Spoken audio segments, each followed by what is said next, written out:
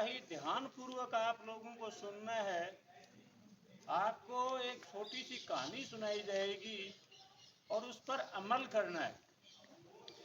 कहानी कौन सुना रहा है, कैसी सुना रहा है, ये कोई मायने नहीं रखती है जब तक आप उस पर इम्प्लीमेंटेशन नहीं करते हो, अपने ऊपर लागू नहीं करते।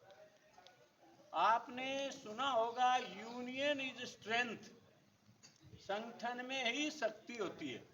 सुना है ना सबने, बार बार उस स्टोरी को पढ़ा भी होगा, सुना भी होगा। ये देखो आपके हाथ में 5 उंगलियां हैं, ऐसे चोट करो कोई दिक्कत आएगी क्या किसी के? और इसको ऐसे कर लो, 5 उंगलियों को इस टाइप से कर लो और फिर दो अगले के, फर्क पड़ेगा कि नहीं पड़ेगा? तो एक बार एक वृद्ध किसान था, ध्यान से सुनना, सबको वृद्ध होना आपको, उसके प्रॉब्लम आई वो सबके आनी है। अब आप ये कहो कि हम तो हो सकता है वृद्ध हो ही नहीं, पहले ही चले जाए, तो ये तो अपवाद स्वरूप बकवास होती है। लेकिन कहानी का जो सार होता है उस पर काम करना चाहिए। वृद्ध किसान बूढ़ा हो गया, मृत्यु शैया पर लेटा हुआ था। उसके 4 बेटे थे। उसे चिंता हुई कि मेरे बेटे बड़े झगड़ालू हैं, निकम्मे हैं, नाकारा हैं, नालायक हैं, फालतू हैं, बेहुद्दे हैं। ये सारा वो पड़ा पड़ा सोच रहा। उसने सोचा कि मैं तो मरणासन हूं, मर जाऊंगा, इनका क्या होगा? तो बेटा उसके एक मन में योजना आई, एक प्लान आई दिमाग में, और उसने अपने 4 बेटों को बुलाया।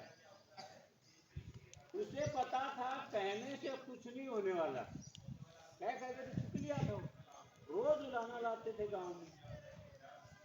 अब उसने कहा बेटा एक लकड़ियों की गठरी लेके आओ। अपन लाते हैं ना आजकल तो सिलेंडर हो गए, पहले जलाने की लकड़ी लाते थे वो रोटी बनाते। वो बंडल वो लेके आए। फिर उनसे वो बोला कि इसे खोलो, अनटाई करो इसे। खोला, बातें नहीं। खोला और फिर ये कहा इनको बेटा एक लकड़ी को तोड़ो। सुरेंद्र तुम इधर आ। सुरेंद्र ने बड़ा मजे से तोड़ दिया, मसरूद था। दूसरे को कहा नरेंद्र तू तोड़, तीसरे को कहा धर्मेंद्र तू तोड़, चौथे को कहा जितेंद्र तू तोड़।